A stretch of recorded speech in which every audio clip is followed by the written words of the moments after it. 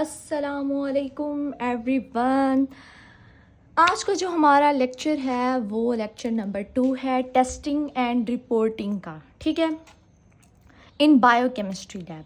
सबसे पहले तो मेरे बच्चों जो हमारा पहला लेक्चर था वो क्यूसी पर था, क्वालिटी कंट्रोल। किसी भी लैब का क्वालिटी कंट्रोल कैसा होना चाहिए, तो उसके लिए क्वालिटी कंट्रोल को इम्प्रूव करने के लिए हम कौन से एरर्स को कम करते हैं। अब जो दूसरा लेक्चर है ना वो हमारा है बायोकेमिस्ट्री लैब से।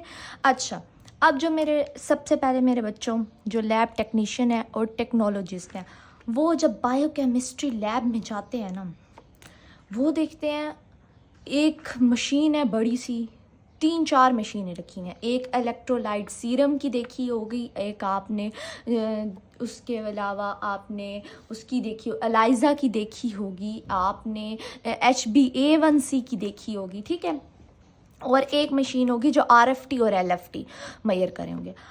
आप परेशान भाई, हर पेशेंट की जब आप ना पेशेंट की रिपोर्ट्स आती हैं ना, मैं इस रजिस्टर पे आपको समझाती हूँ।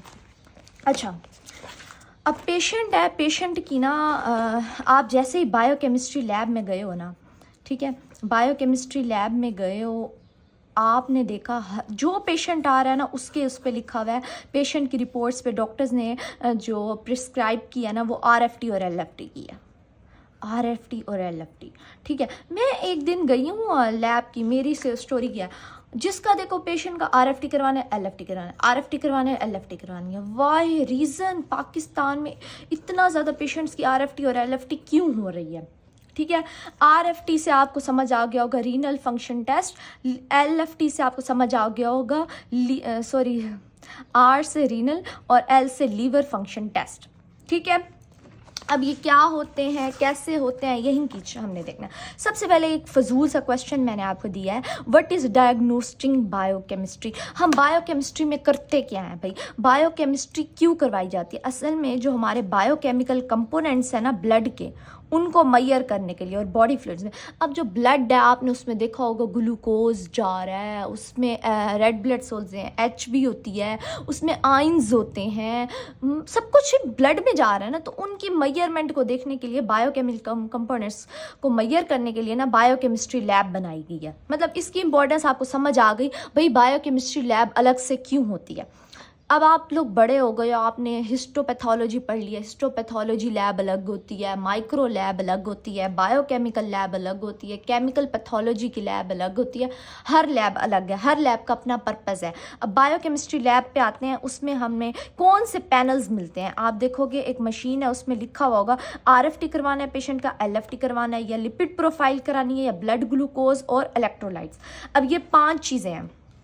ब्लड ग्लूकोज मतलब के शुगर टेस्ट, जिसको देखो आपके, मुझे एक बात बताओ, सच्ची वाली बात, आपके अपने ख़ानदान में देखो कोई ऐसा पेशेंट होगा जिसको लीवर का मसला है, कोई ऐसा पेशेंट होगा जिसको किडनी का मसला है, कोई ऐसा पेशेंट होगा जिसको हार्ट डिजीज़ है, लिपिड प्रोफाइल, कोलेस्ट्रोल उसका बढ़ा हुआ है। कॉमन सी चीज़ें हैं यार। उसके बाद आपने कोई ऐसा बंदा होगा जिसका ग्लूकोज का मसला है, और कोई ऐसा बंदा होगा जिसके इलेक्ट्रोलाइट का मसला है, सीरम इलेक्ट्रोलाइट। ठीक है, ये बायोकेमिस्ट्री पैनल्स हैं। बायोकेमिस्ट्री लैब में हमने इन चीज़ों को मैयर करना है। अब RFT में और स्पेसिफिक टेस्ट आ जाते हैं, मतलब इतने सारे टेस्ट हैं जो रीनल से रिलेटेड है, इतने सारे टेस्ट हैं जो लीवर से हैं, और लिपिड प्रोफाइल अलग है, डायबिटीज़ अलग है, इलेक्ट्रोलाइट अलग है। ठीक है, यहाँ तक क्लियर हो गया आप सबको? अच्छा, अब परेशान बिल्कुल नहीं होना आप लोगों ने। अच्छा, ये एक ऐसी चीज़ें हैं जो हर लैब टेक्नीशियन या टेक्नोलॉजिस्ट को पता होना चाहिए। आप चाहे इंटरव्यू में जा रहे हो ना, पूरी बुक्स ना पढ़ो, मैं तुम लोगों को बुक्स नहीं पढ़, मतलब आप लोगों ने बस ये देख लेना भाई, ये कंसेप्ट होना चाहिए अगर आप लैब में जा रहे हो। ठीक है, ठीक है। अब है रीनल फंक्शन टेस्ट में कौन कौन से आते हैं, serum creatinine, serum urea, BUN1 और GFR glomerular filtrate rate, serum uric acid, serum calcium, serum electrolyte और यूरिन। अब मज़े की चीज़, रीनल फंक्शन टेस्ट में ना जब डॉक्टर ने लिखा हुआ था इसके ना RFTs करवाने हैं, भाई डॉक्टर ना पूरे RFTs भी नहीं कराए, बाज़ औक़ात ना स्पेसिफिक कर देता है। वो कहता है नहीं, सिर्फ सीरम क्रेटिनिन कराओ और serum uric acid. Common test इसके यही हैं, सीरम क्रेटिनिन और सीरम यूरिक एसिड।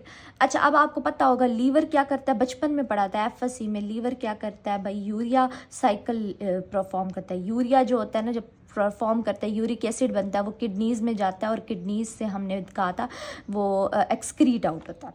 ठीक है, हमने पढ़ा। अब ये वही यूरिक है, सीरम यूरिक एसिड और सीरम क्रेटिनिन।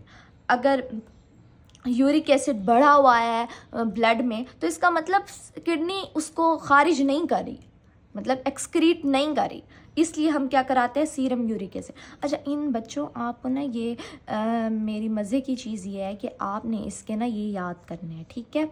ये अलग याद करने के लिए मैं अलग टॉपिक बनाऊंगी, लेकिन ये आप नोट्स बना लें अपने पास। पूरी लैब अगर आपने कोई डिग्री कर रहे हैं ना, आपने ये वाले नोट्स अपने पास रखने हैं, हर लेबॉर्ट्री का ना अपना जो पर्पज़ है, ताकि कभी भी आप इंटरव्यू जाएं, जॉब पे जाएं, या रैंडमली कोई हमसे सीनियर या जूनियर या हमारे अपने रिलेटिव्स फैमिली मेम्बर्स पूछ लेते हैं, तो हमें बताना पड़ जाता है, ठीक है। इसकी इम्पोर्टेंस आप लोगों को पता चल जाएगी आहिस्ता आहिस्ता, ठीक है। अब नेक्स्ट पॉइंट पे आते हैं हम। अच्छा, एक क्वेश्चन है, डॉक्टर आरएफटीज इतना क्यों करा रहे हैं। अब आरएफटीज, मेरी एक फ्रेंड है, वो डॉक्टर बन रही है, एमबीबीएस करी है, और वो कहती है मैं ना रीनल की डॉक्टर बनूंगी, लाइक किडनी की, क्योंकि बहुत सारे लोगों को मसला है डायलिसिस का, आपने देखा होगा, ये बहुत सारा किडनीज लोगों की फेल हो जाती हैं, तकरीबन इनहेरिटेड होता है ये मोस्टली। उसके बाद मेरी एक और फ्रेंड है, वो कहती है मैं लीवर की डॉक्टर बनूंगी, क्योंकि पाकिस्तान में लीवर ट्रांसप्लांट के अभी तक नहीं आया, तो इसलिए वो कहता है मैं वो कहती है मैं लीवर की बनूंगी। एक कहती है मैं लीवर की बनूंगी, एक कहती है मैं रीनल की बनूंगी, किडनीज की बनूंगी। अच्छा, अब डॉक्टर्स आरएफटीज क्यों करा रहे हैं, क्योंकि किडनी का एक प्रॉपर फंक्शन है, हमारी बॉडी में किडनी एक ऑर्गन है, इसका एक प्रॉपर फंक्शन है। अगर जैसे ही किडनी ख़राब होगी तो उसके फंक्शंस परफॉर्म नहीं करेगी। जब वो फंक्शन परफॉर्म नहीं करेगी बेटा, वो चीज़ें जो किडनी ने निकालनी है, किडनी ने परफॉर्म करनी है, वो ब्लड में ठहरी हुई है, वो नुकसान देंगी। तो इसीलिए भाई हम आरएफटीज कराते हैं।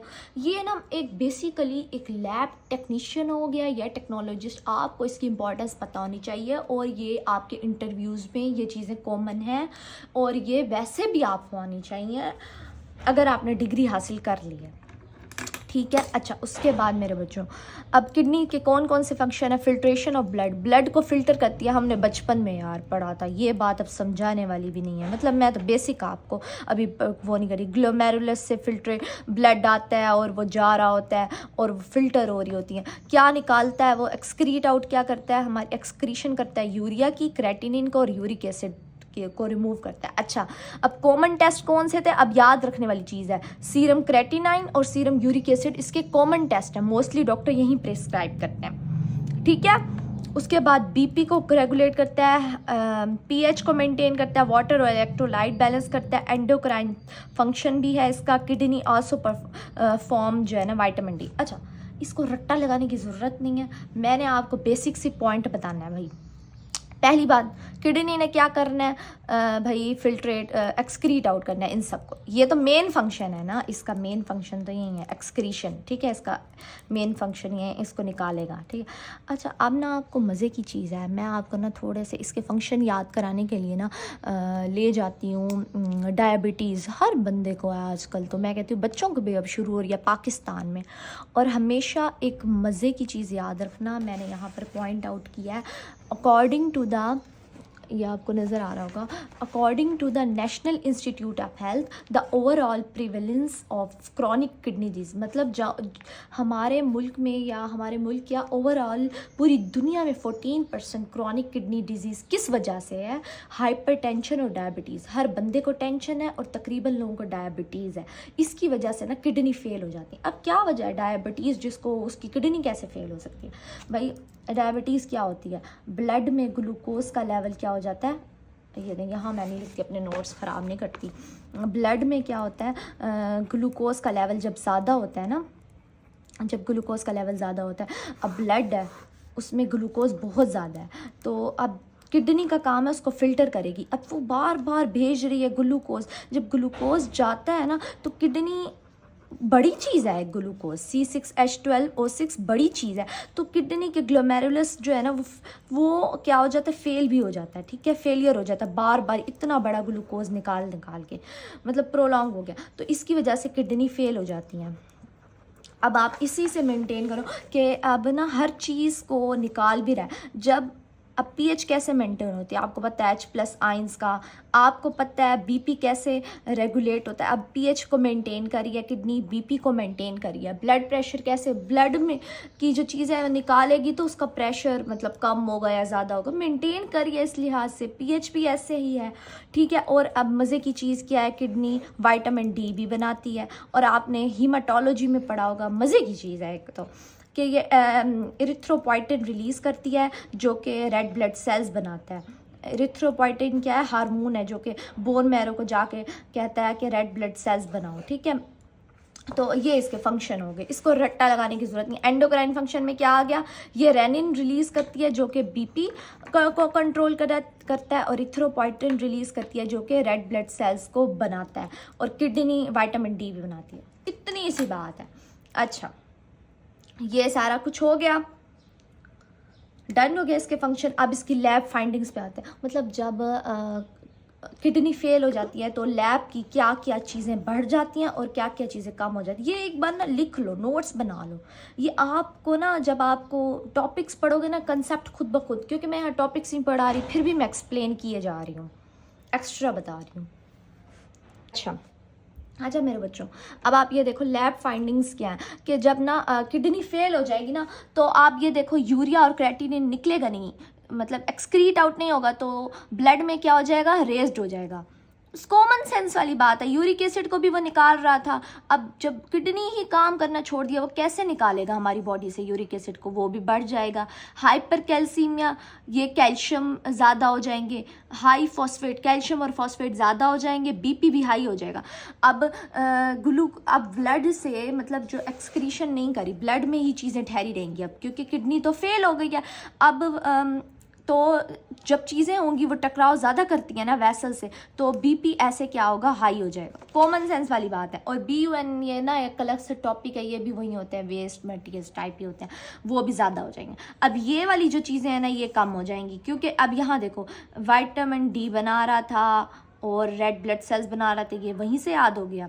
क्योंकि जब किडनी फेल हो जाएंगी तो विटामिन डी नहीं बनाएंगी, किडनी फेल हो जाएंगी तो इरिथ्रोपोइटिन रिलीज़ नहीं होगा और रेड ब्लड सेल्स नहीं बनेंगे। जब रेड ब्लड सेल्स नहीं बनेंगे तो हीमोग्लोबिन कम हो जाएगी, ठीक है।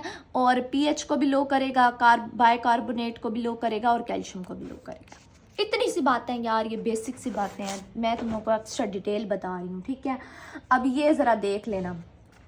अच्छा कहते हो तो ये एक्स्ट्रा, ये तो इन्फॉर्मेशन थी, इसको रट्टा लगाने की ज़रूरत नहीं है, कॉमन सेंस की बात थी कि जो है ना ज़्यादातर किडनी फेल पाकिस्तान में या पूरे वर्ल्ड वाइड में क्यों हो रही है। एक तो हाइपरटेंशन की वजह से, दूसरा डायबिटीज़ की वजह से। कॉमन सी बातें हैं, हर घर का मसला है, टेंशन और डायबिटीज़ हर घर में पेशेंट है, ठीक है। अच्छा अब ये एक्यूट किडनी फेलियर जब होगा तब क्या होगा, क्रॉनिक किडनी फेलियर होगा तो क्या होगा। अच्छा अब मैंने आपको अभी बताया भाई किडनी क्या बनाती है, इरिथ्रोपोइटिन। जब ना थोड़ी सी किडनी फेल होगी, इतनी ज़्यादा स्वेयर नहीं है, तो तब इरिथ्रोपोइटिन फिर भी बन रहा होता है, मतलब एनीमिया की तरफ बंदा नहीं जाएगा। लेकिन जब पूरी किडनी फेल हो जाएगी एनीमिया की तरफ जाएगा बंदा। ये आपको हिंट्स आने चाहिए। अगर जब आपके पास डॉक्टर आपसे पूछे कि भाई RFTs में क्या आया है, जो है ना एनीमिया भी है, बंदे को किडनी का मसला है और एनीमिया भी है, तो आप कहोगे ये क्रॉनिक किडनी फेलियर हो गया, ठीक है। उसके बाद बोन्स में चेंजेस नहीं आएंगी जब एक्यूट किडनी फेलियर होगा। क्यों? क्योंकि विटामिन डी की वजह से, विटामिन डी बना रहा था। लेकिन जब क्रॉनिक हो जाएगा तो बोन में भी बहुत सारी चेंजेस आनी होंगी और अल्ट्रासाउंड में वो हमें किडनी श्रिंक हुई भी मिलेगी। अच्छा कॉजेज़ क्या है क्रॉनिक किडनी डिजीज़ के, मैंने अभी बताए हैं, या आप पढ़ लेना खुद ही, ठीक है। इसको हम ज़्यादा टॉक्सिक कहती हूँ, इसको ज़्यादा कॉम्प्लिकेट नहीं करते हम टॉपिक को। अच्छा अब ये भी बेसिक सी चीज़ें हैं, या आप अपने नोट्स में ऐड कर लेना। देखो प्री रीनल फेलियर क्या होता है, रीनल फेलियर क्या होता है, पोस्ट रीनल फेलियर क्या होता है। अब रीनल, आप एक स्टूडेंट हो, आप एक किडनी हो, मैं एक किडनी हूँ, मैं गई हूँ यूनिवर्सिटी यूनिवर्सिटी जाने से पहले मम्मा पापा ने ना मुझे डांटा है। यूनिवर्सिटी जाके मेरा मूड अच्छा होगा? नहीं। जब आपके घर में कोई मसला या आपके घर में कोई झगड़ा हुआ हो, आपका यूनिवर्सिटी मूड अच्छा नहीं होगा, आप सही वर्क नहीं करोगे। मतलब किडनी से पहले कोई अगर मसला आ रहा है ना किसी चीज़ में, किडनी सही वर्क नहीं करेगी। अगर फिर आप में खुद में ही मसला, आप खुद ही खराब हो, तब भी आप कोई सही काम नहीं करोगे। Renal failure. अब आप ना यूनिवर्सिटी गए हो, यूनिवर्सिटी जाके सर ने डांटा, वापस आओगे, क्या सही काम करोगे घर में? ये पोस्ट रीनल फेलियर। ये ऐसे समझने के लिए मैं आपको ऐसे बता रही हूँ, ठीक है। एक pre renal failure, renal failure और पोस्ट रीनल फेलियर। अब प्री रीनल फेलियर में क्या होता है, ब्लड फ्लो प्रॉपर नहीं आ रहा, मतलब किडनी की तरफ ना, अब आप किडनी हो, ठीक है, मेरे दिल नहीं चाहता अपने नोट्स ख़राब करने का बस, ठीक है। आप क्या हो, किडनी हो, किडनी के पास ब्लड सही से नहीं आ रहा। जब ब्लड सही से ही नहीं आ रहा तो आप क्या ही फिल्टर करोगे, किस चीज़ को फिल्टर करोगे? आप सही वर्क नहीं करोगे, ठीक है। अब किडनी का फॉर एग्जांपल ये क्या हो गया, pre renal failure. Pre renal failure, oh आपको नज़र आ रहा है? एक मिनट में कैमरा ऊंचा कर लूँ। इसमें क्या होगा, रीनल फेलियर हो गया, ठीक है, जब ब्लड सही से नहीं आ रहा। अब रीनल का ग्लोमेरुलस में मसला आ गया या किसी भी चीज़ में किडनी के नेफ्रॉन में मसला आ गया तो भाई किडनी का खुद का फेलियर होगा, रीनल फेलियर उसे कहेंगे। अब पोस्ट रीनल फेलियर क्या होगी कि अब यहाँ से आता है यूरेथ्रा, यूरिनरी ब्लैडर, और वहाँ से एक्सक्रीशन हो रही होती है। फॉर एग्जांपल यूरिनरी ब्लैडर में ऑब्स्ट्रक्शन है, एक स्टोन बन गया, या फिर यूरिथ्रा में स्टोन बन गया, तो किडनी क्या करेगी, इसको एक्सक्रीट आउट नहीं करेगी, इससे कहेंगे पोस्ट रीनल फेलियर। अच्छा, सेम यही चीज़ है ना लीवर में, मैं आपको बताऊंगी। लीवर में भी ऐसा है बच्चों, उसमें भी लीवर हेपेटिक फेलियर होता है, हेपेटिक फेलियर होता है, और पोस्ट हेपेटिक फेलियर, उसमें भी ऐसे होता है। ब्लड, वहाँ की ब्लड, अब लीवर में क्या होगा भाई, लीवर में ना ब्लड सही से नहीं आ रहा, हिमोलिसिस हो गया, तो वो होगा प्री हिपैटिक फेलियर, ठीक है। हिपैटिक, एक तो मैं गंदा बहुत लिखती हूँ, प्री हिपैटिक फेलियर कहेंगे। अगर किडनी लीवर में खुद में मसला आ रहा है तो उसको हिपैटिक फेलियर कहेंगे, ठीक है, हिपैटिक फेलियर। और किडनी के बाद गाल ब्लैडर में ऑब्स्ट्रक्शन आ रही है, एक स्टोन बन गया, तो उसे हम पोस्ट हिपैटिक फेलियर कहेंगे। सेम यही बातें हैं लीवर की भी, मतलब जब आप LFT पढ़ाऊंगी ना तब बताऊंगी, ठीक है। तो ये हो गया, अब आप आसान हो गया। अब क्या हो गया, जब भी इन तीनों में से जब भी मसला होगा तो किडनी अपना फंक्शन सही से परफॉर्म नहीं करेगी। नताइज क्या निकलेंगे, यूरिक एसिड ने एक्सक्रीट नहीं करेगा। अब ना यूरिक एसिड जब एक्सक्रीट नहीं करता ना तो क्रिस्टल बन जाते हैं हमारी बॉडी में, क्या होते हैं, हमें क्रिस्टल नज़र आते हैं।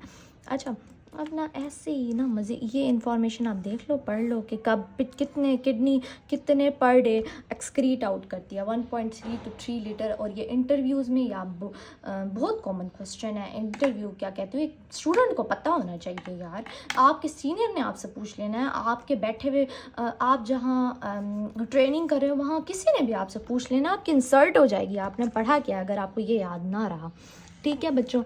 उसके बाद में एक्स्ट्रा इन्फॉर्मेशन है, ये ऐसे ना रीड आउट कर लेना, लेकिन मैं आपको मज़े की स्टोरी यहाँ की सुनाती हूँ, बोर ना होना, अगर बोर हो जाओ तो स्किप कर देना बेशक बात।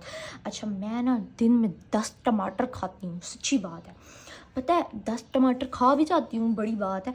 टमाटर के ना जो पील है और उसके सीड में मुझे पता है कैल्शियम ऑक्सलेट होते हैं। अब जब कैल्शियम ऑक्सलेट जमा होते रहे ना तो किडनी स्टोन हो जाता है। आप ये देखो, मुझे पता है इस बात का, फिर मैं इस वजह से ना मुझे अल्हम्दुलिल्लाह अभी तक नहीं हुए, लेकिन अब जब से मैंने ये पढ़ा है ना मैंने सोचा मैं कम खाऊंगी टमाटर। अच्छा, टमाटर का ना जब सालन में डालते हैं, मोस्टली आपने सुना होगा, छिलके निकाल दो, छिलके ना खाओ।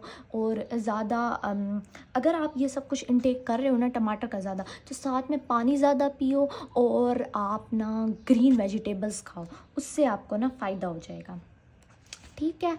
ये एक्स्ट्रा इन्फॉर्मेशन थी कि आप टमाटर ना खाया करो, हालांकि मैं फिर भी खाती हूँ, तो साथ साथ पानी ज़्यादा पिया करो और ग्रीन वेजिटेबल्स, खीरा हो गया, ये सब कुछ खाया करो तो सही रह जाओगे।